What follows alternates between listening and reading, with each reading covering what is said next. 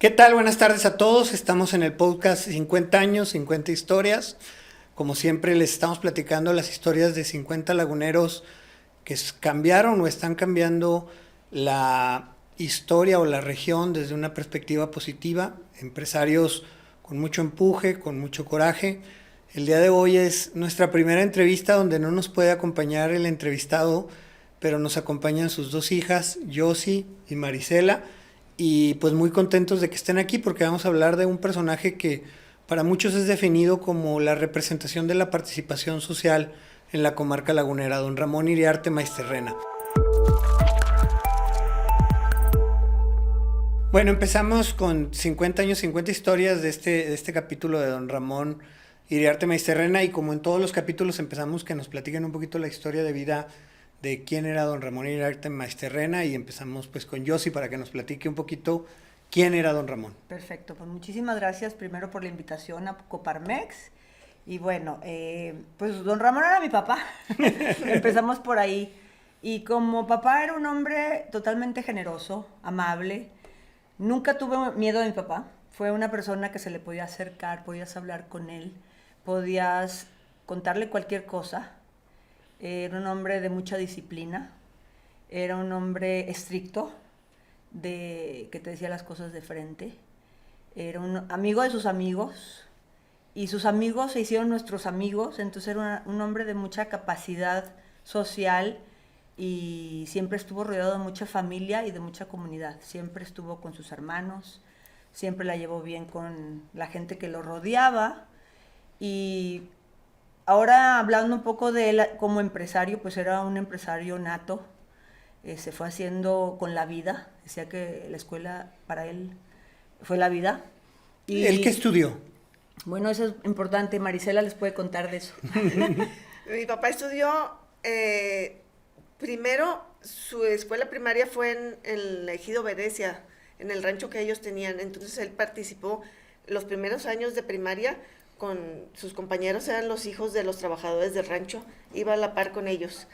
Después se vinieron a vivir acá a Torreón, yo creo que se vinieron como en cuarto o quinto de primaria, aquí a Torreón, y estuvo interno en francés. En el Instituto Francés. Después se fue a estudiar a Estados Unidos, primero estuvo en California, estudió 2 o 3 años para allá, se regresó a Torreón y iba a estudiar una carrera que tenía que ver con el agro, porque mi abuelo pues en ese ramo era agricultor.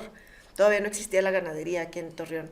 Entonces él iba a estudiar algo con respecto al agro, y a mi abuelo le dio un infarto. Justo mi papá se acababa de ir, llevaba 3 o 4 meses, y le mandaron llamar, y su escuela fue la vida. Después de ahí ya no estudió universidad. Y ahí mismo en Venecia vivió muchos años, según lo entiendo. Don Ramón mencionaba en muchas entrevistas que él era 99% lagunero. ¿Por qué? ¿Por qué decía eso? Porque él nació en Tepic, Nayarit. De hecho, él decía, me levanto cuando escucho esa ciudad, porque ahí nació, pero se lo trajeron a vivir aquí desde muy pequeñito. Entonces él era totalmente lagunero.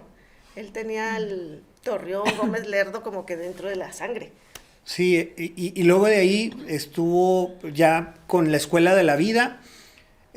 ¿Cómo empezó su trayecto como empresario? Entiendo que tuvo que agarrar la responsabilidad de lo de su papá regresándose a Estados Unidos, y en aquella época pues era el famoso oro blanco, ¿no? El algodón. Uh-huh. Y él se encargó del negocio del algodón. Platícame un poquito de lo que se pueden acordar de esa historia.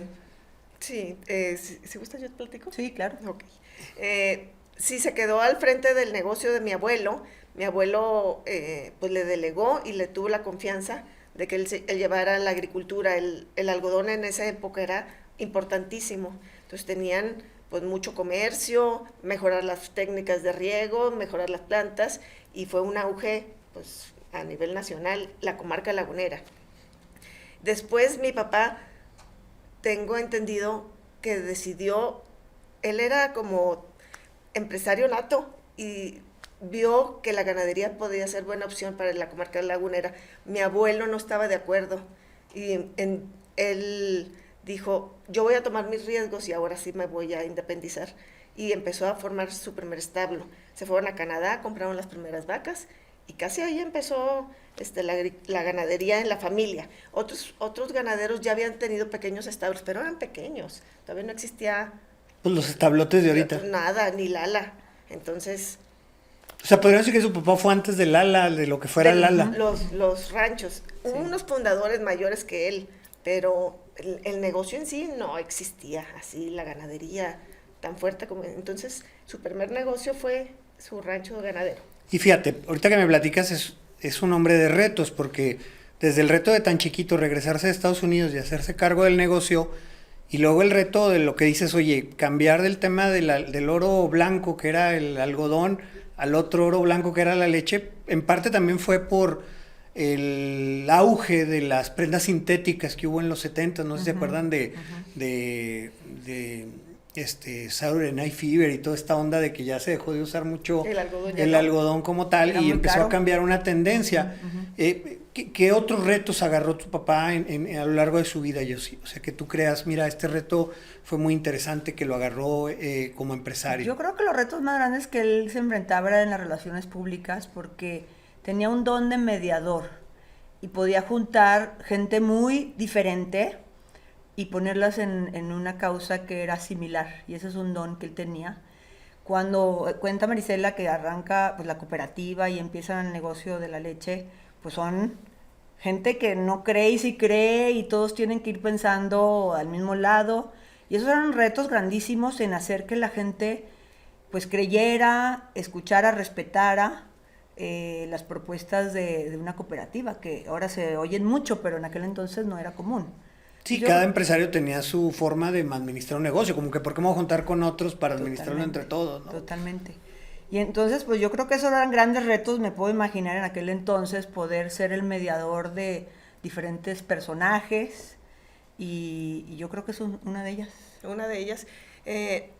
Tenía sociedades con varios grupos, era socio de este negocio, tenía varias sociedades y en todas sabía mediar, sabía organizar, se rodeaba de gente muy valiosa, era un líder nato, porque una persona que es líder sabe delegar y confiar en los que le rodean, y así era él, no hacía todo, se rodeaba de gente valiosa y juntos podían trabajar en tal sociedad o en tal negocio, sí, o en tal institución de beneficencia, pero se rodeaba, sabía a quién invitar. ¿A quién invitar? Yo recuerdo una vez que nos llevaba al rancho, pues yo y mi hermano éramos más chicos, y me acuerdo que quería que él me enseñara cómo se ordeñaba. Pues enséñame cómo se ordeñaba, y no sabía cómo. Yo decía, ¿cómo tienes un rancho de vacas? Yo tenía pocos años y no sabes ordeñar. Entonces él sabía delegar, y él siempre decía que es como un juego de ajedrez, en donde pones las posiciones del don de la gente, y ese es un gran, pues como dice Maricela, un líder nato, saber que si eres bueno para eso, tú eres el que tienes la voz y voto, y él en eso confiaba mucho en las personas que ponía en los lugares donde él consideraba. Y bueno, yo he leído un poco de la historia de su papá y estaba viendo la lista en todo lo que estaba metido, y Coparmex, uno de sus ejes fundamentales es la familia. En Coparmex se trabaja mucho en que un empresario exitoso no nada más es por el tema de qué tan bueno eres haciendo negocio, sino cómo logras que tu familia esté en armonía. Y de acuerdo a lo que ustedes platican de él con tanto orgullo, yo veo que su papá fue una persona de familia, pero platíquenme cómo era don Ramón en el tema familiar. Igual tuyo, sí, después pasamos aquí con Marisela. Bueno, sí, como decía, es el mismo papá, pero diferentes etapas. Muy incluyente, nos llevaba a todos lados. Yo me acuerdo estar en las subastas de ganado y ya estábamos llevando las vacas chiquititas, íbamos a Querétaro, íbamos a todos los lugares donde ya estaba él trabajando, iba mi mamá, íbamos nosotros, y luego también en cualquier empresa nos llevaba para escuchar, le encantaba. Y me interesa mucho el rol de tu mamá con un personaje que estaba metido en tantas cosas. ¿Cuál era el rol de tu mamá en ese? Sí, yo creo que aquí la personalidad de los dos, mi papá y mi mamá, son muy auténticos, autosuficientes los dos, y uno hacía el rol. Mi mamá era una persona completa, también fue una mujer empresaria, tenía liderazgo, pero tomó la decisión de encargarse de la familia, y mi papá le tenía toda la confianza. Una mirada de mi mamá a mi papá era clara. Y ahí sí tenían esa conexión de que por aquí estos pantanos no te metas. Okay. Y a él también le tenía mucho respeto en esas áreas a mi mamá. Y nunca tuvimos, nunca pudimos sobornarlos. Estaban muy a la par, Sí, muy conectados. muy conectados. Y ahorita, antes de empezar el podcast, me platicaban de que ella era también muy autosuficiente, ¿no? Su mamá, o sea, ella también no le metía presiones de fuera, porque él andaba metido en tanta cosa. Platícame un poquito de esa faceta de su mamá. Sí, yo a mi mamá siempre la vi muy independiente, muy segura de sus decisiones. Le podíamos pedir permiso a ella y no se esperaba a dejar ver que llegue a tu papá. Ella era segura de sus decisiones, tomaba pues muchas, así como lo dije, decisiones porque sabía que eran las correctas. Ella también trabajó, fue la que estaba al cargo de la ciudad de París y lo podía hacer de una manera o de la otra. Y también una cosa que observábamos es que entre ellos se ponían de acuerdo, no había como que rencillas, no nos dábamos cuenta, me imagino que había discusiones Nunca. así, pero... Sí, a mí me preguntan mucho eso y no tengo en mi memoria algún momento en donde ellos tuvieran... Que se estuvieran peleando ahí por algo. Se ponían de acuerdo No. entre ellos. Y mi papá, por ejemplo, que era tan social en cuanto a la empresa, pero en cuanto a amigos, en cuanto a familia, muy seguido había comidas y cenas en nuestra casa. Entonces mi papá le hablaba a mi mamá, mañana vamos a tener cena de 14 personas. Muy bien, mi mamá preparaba y no había nada de, híjole, ya invitaste. Bueno. Ahí vas otra Ahí vez, vas otra Ramón. vez a traer. Sacaban los manteles y... Y a las media hora le hablaba, fíjate que invité 6 personas más. Y se resolvía en un momento, ¿no?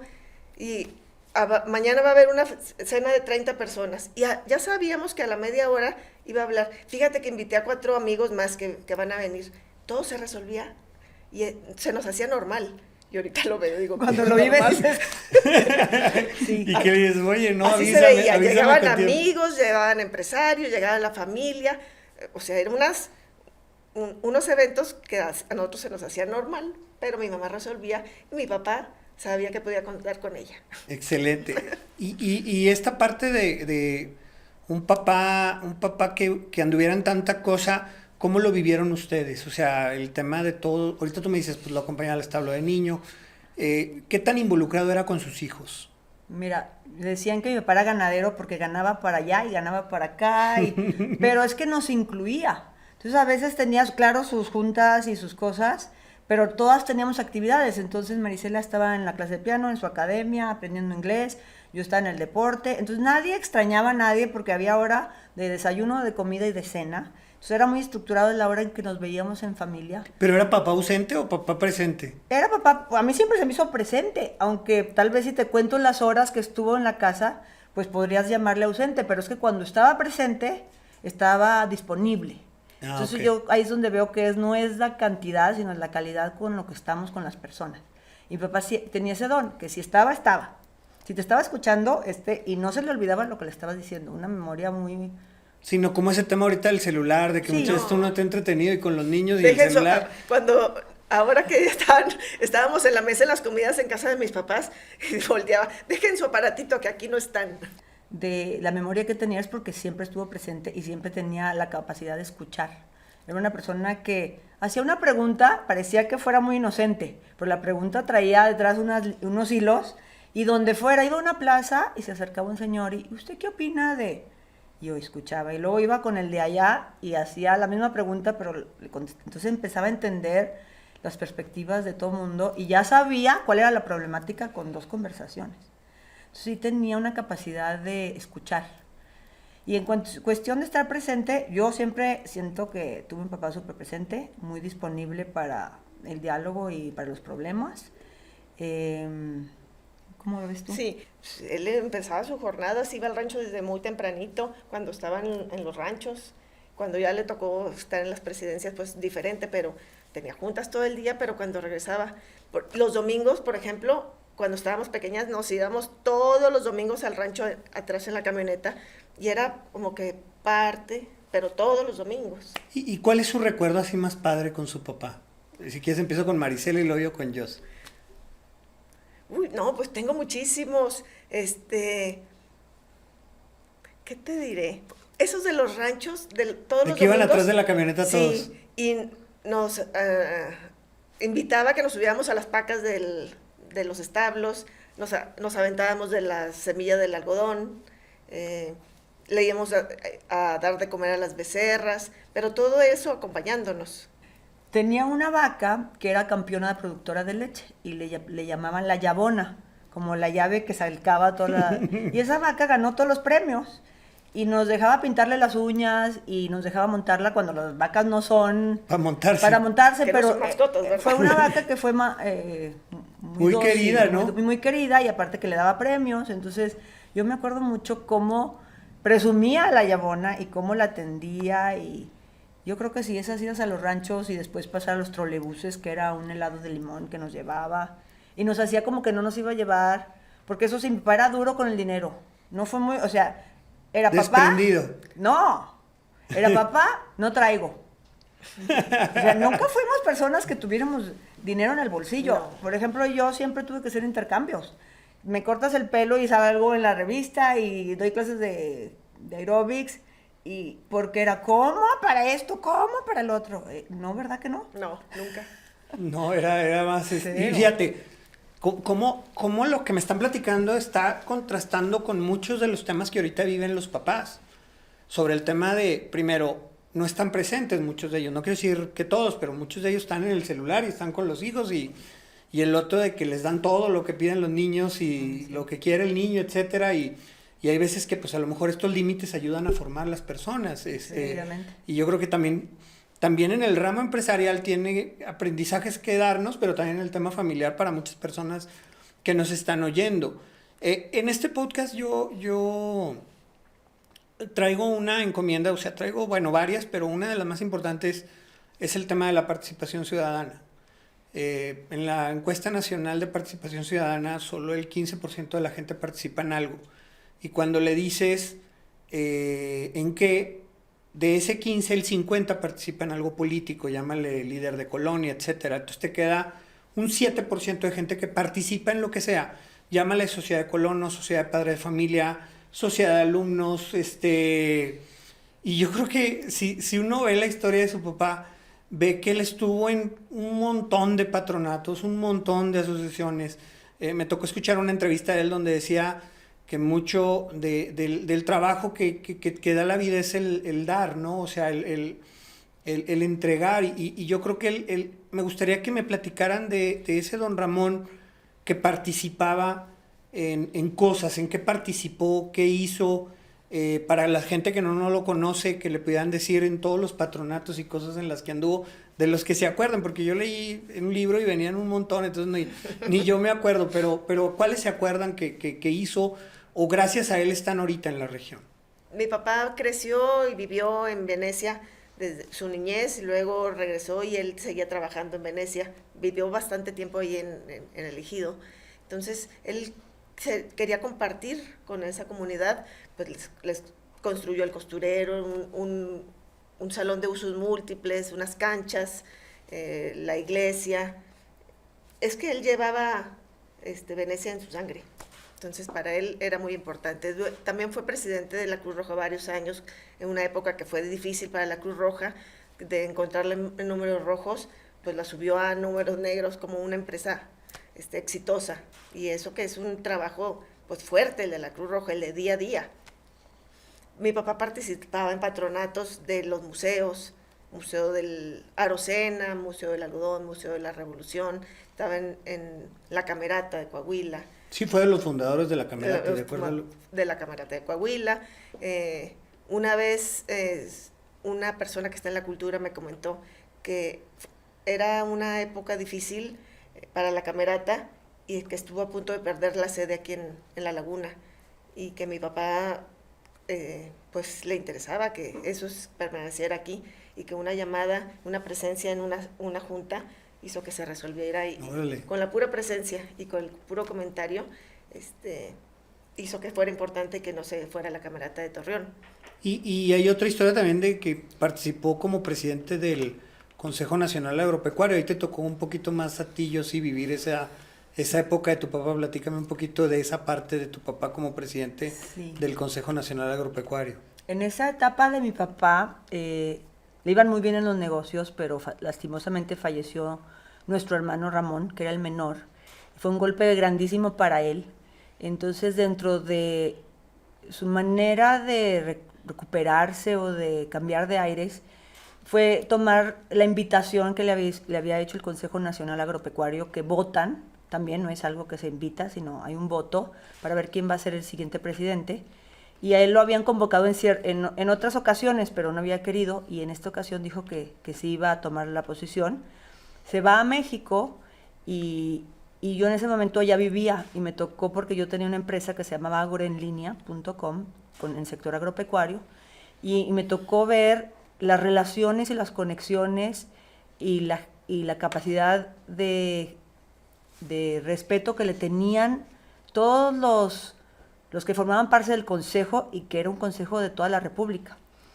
Y después de las comidas y de las reuniones y de las problemáticas, porque hubo problemáticas, recuerdo perfectamente que no se hacía chiquito cuando veía injusticias.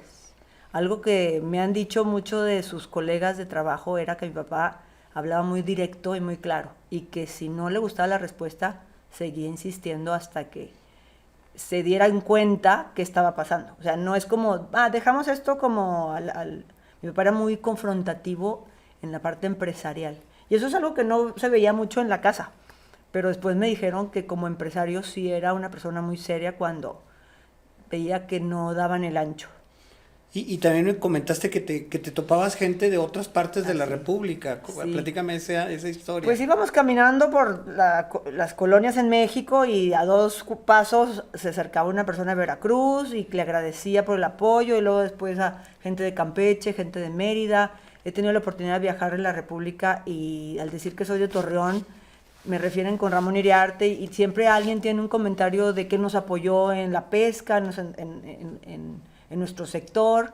Entonces sí tocó muchas áreas de todo México y tenía una capacidad muy grande de trabajar. Entonces hasta ahí yo empecé a descubrir un nuevo don, que no nada más era en Torreón, sino que tenía un liderazgo grande en toda la República. Sí, tú te imaginabas, mi papá pues es famoso en La Laguna, pero de repente te diste cuenta que a lo mejor había incidido en varias partes. Y platícanme porque al final su papá fue presidente del Consejo de Administración del ALA muchos años, y durante esos años le tocó de casualidad andar en México en el maratón. Platícame esa historia, Marisela. Cuando fue presidente se acercaban con él muchos deportistas, él platicaba, me decía, se acerca gente del golf, se acerca gente de la equitación, de gente de equipos que tienen recursos, que a lo mejor sí los apoyamos, pero me gustaría apoyar a un grupo una fiesta, un maratón, donde se pueden involucrar todas las clases sociales, hombres, mujeres. Ahí no hay impedimentos, y mucha gente es humilde la que pues estaba corriendo, y tuvo la idea de crear el maratón junto con don Germán González, que era su amigo y estaba involucrado en el deporte, contra gente del ALA y gente que estuvo en el municipio, y organizaron y lo llevaron a cabo y lo fundaron, y pues esa fiesta se quedó. Es una fiesta lagunera donde todos somos hermanos, no hay distinciones ese día, ni rivalidades, es una cosa muy bonita que mi papá estaba pero orgulloso de. Sí, y ese es un muy buen ejemplo de lo lagunero que era, porque platica él que lo pudo haber hecho de Torreón a Matamoros, pero dijo, no, pues tiene que salir desde Lerdo para que una las 3 regiones, que es un esfuerzo que él ha hecho o que él hizo durante mucho tiempo. El tema lagunero, pues sus empresas estaban muchas en el lado de Durango y otras estaban pues de este lado de Coahuila. Entonces tratar de unir a la región, que es algo también que no se nos debe de olvidar, y a los políticos pues al final representan a un estado desde lo que los votaron, pero a lo mejor el pensar como comunidad y como metrópoli, pues a lo mejor yo creo que puede ayudar mucho a la región, pensar como don Ramón. Bueno, cambiando de tema, en este podcast buscamos que muchos chavos que van empezando puedan llevarse ideas, sobre lo que los empresarios les pueden ayudar en una etapa de emprendedurismo, de emprendimiento. Y le hago la pregunta a todos los invitados. En el caso de ustedes, entiendo de que en algún momento se involucraron a las empresas, pero al principio las dejó solas, las dejó que hicieran ustedes sus propios emprendimientos. ¿Qué consejo les daba don Ramón cuando empezaron? Si quiero empiezo con Josie. ¿Qué consejo les daba don Ramón y qué consejo le daría ahorita don Ramón a un chavo que va empezando sobre qué es lo que debe de tener para emprender? Sí. Bueno, mi papá hablaba mucho de los sentidos, decía que había el sentido común, que era muy importante implementarlo, y eso es muy personal, es tu sentido común. El siguiente decía que era el sentido del tiempo, saber cuándo hablar, cuándo callar, cuándo estar, cuándo salirse, tener esa sensibilidad e intuición. Y la tercera es tener sentido del humor, siempre, ¿no?, tener la vida ligera, reírte de los errores, no autocriticarte demasiado y pasarla bien. También era un tema de que no hay por qué pasarla mal. Hablaba mucho de la disciplina, que esa no la negociaba, de la honestidad. También hablaba mucho de la resiliencia, de esta palabra que ahora se escucha mucho, pero era, te caes 8, pues te levantas 9. Y como empresario, pues prepárate porque es la jugada de las caídas. Sí, platicabas en un corte que cuando llegaba un empresario, porque él se acercaban muchos empresarios jóvenes a pedirle consejo y que trataba de ser como el abogado del diablo. Platícame esa historia de tu papá. Sí, la verdad las conversaciones de principio con mi papá no eran muy ágiles. De hecho, imponía un poco si no lo conocías. Y te hacía preguntas capciosas. Y yo veía cómo ponía de repente a las personas nerviosas, pero ahí se daba cuenta qué tan seguro estaba de su voz o de su idea, y de qué tan comprometido, y hasta dónde le calaba la ampolla para ver si es una persona que sí se va a presentar mañana. Que en las difíciles va a salir el coraje, ¿no? Correcto. Entonces sí se da mucho cuenta del carácter de los jóvenes. Hasta sus últimos años llegaban muchas personas jóvenes a pedirle consejos, y siempre lo vi actuar de esta manera. Sí, como que el tema del abogado del diablo, de poner así como las cosas de donde vas a batallar para ver si tenías el coraje suficiente para sacar y las ganas. Ajá. Y tú, Marisela, platícame, al final tú te integraste al negocio, pero pues, antes de eso a lo mejor tuviste emprendimientos. ¿Qué consejos te daba tu papá? Sí, siempre el trabajo decía que era una bendición. Entonces decía, anímense, prepárense, y nos apoyó. Cada una tuvimos nuestros negocios como hermanas, cada una tuvimos apoyadas con mi papá. Él siempre estaba como que a favor de la empresa, a favor de los negocios, a favor del trabajo, nos apoyó. Cuando yo ya me integré a la oficina con mi papá, él me empezó a invitar a las juntas de consejo, que eran pues juntas con señores de su edad o gente con la que normalmente él se relacionaba. Y un consejo que me dio un día antes de que me bajara del coche: Marisela, tú escucha, no sabes todavía del tema, a lo mejor quieres opinar, primero escucha y después, conforme pase el tiempo, vas a poder dar tu punto de vista.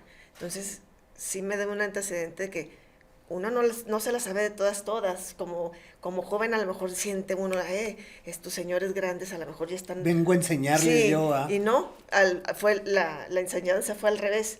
Primero escuchar y observar, y luego ya, si estoy empapada, enterada, dar mi punto de vista. Y fíjate, esa parte yo creo que sí es ahorita muy útil para los chavos que nos están oyendo en este momento, porque sí de repente veo que de repente como que quieren llegar y enseñar, cuando a lo mejor la primera fase es entender la situación, entender la problemática, saber qué es lo que está pasando, el contexto, y luego ya después de esto, pues a lo mejor intervenir. Y al final, de acuerdo a varias cosas que me han dicho durante la conversación, su papá era un gran escuchador, podríamos entenderlo como tal, ¿no?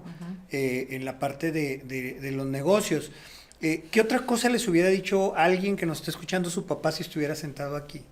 Él siempre hacía en el periódico, leía el periódico todas las mañanas, y siempre el periódico estaba lleno de numeritos.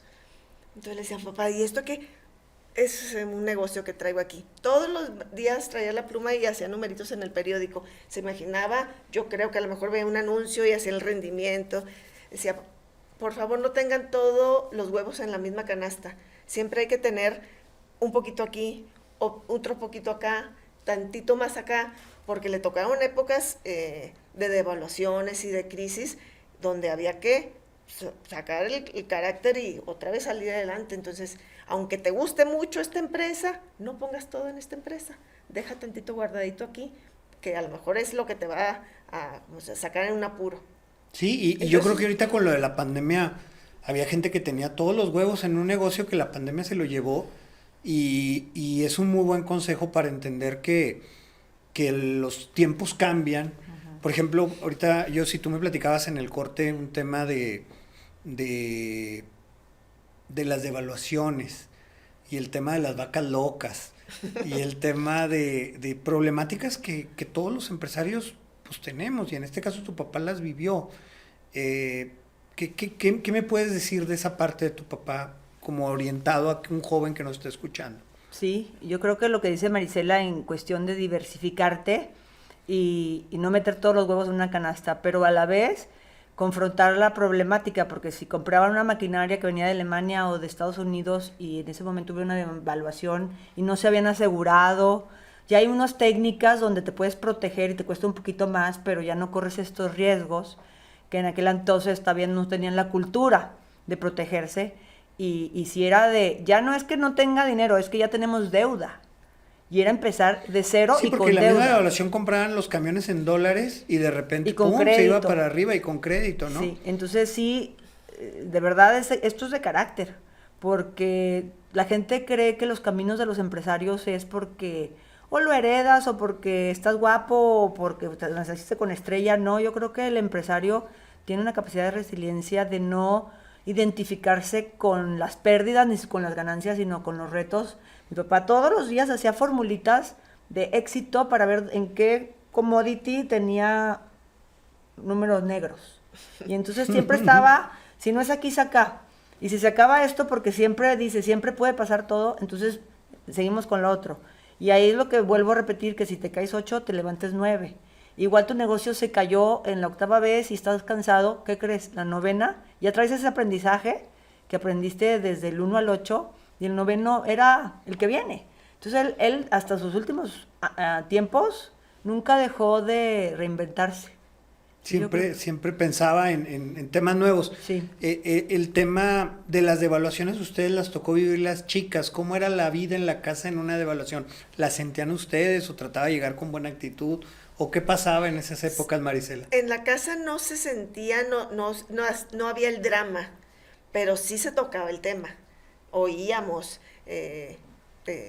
por ejemplo, cuando hubo una del 76, pues yo estaba muy chica, pero no hubo drama, pero sí se tocó el tema. Y había que recuperarse, y había que tener austeridad en la casa, en el negocio, y entre todos, pues es la parte importante de la familia. Uh-huh. Bueno, pues prácticamente llegamos al final del podcast. La verdad es que tocamos temas bastante interesantes de una figura que a lo mejor aquí podríamos durar hablando de él 3-4 horas. Pues felicitarla, la verdad, por el gran papá que tuvieron, y eso habla de que hizo unas grandes hijas. Felicitarlas a ustedes. Y pues muchas gracias por participar. Entiendo pues que andan ocupadas y que igual y no viven aquí y hicieron la oportunidad de poder acompañarnos en este podcast 50 años, 50 historias. Y bueno, pues a la gente que nos está viendo en este momento, invitarlas a que nos sigan escuchando en los próximos podcasts. Vamos a seguir teniendo historias bastante interesantes de vida, de personas que han cambiado nuestra región, sobre todo con mucho amor a su tierra y con mucho trabajo. Gracias a todos.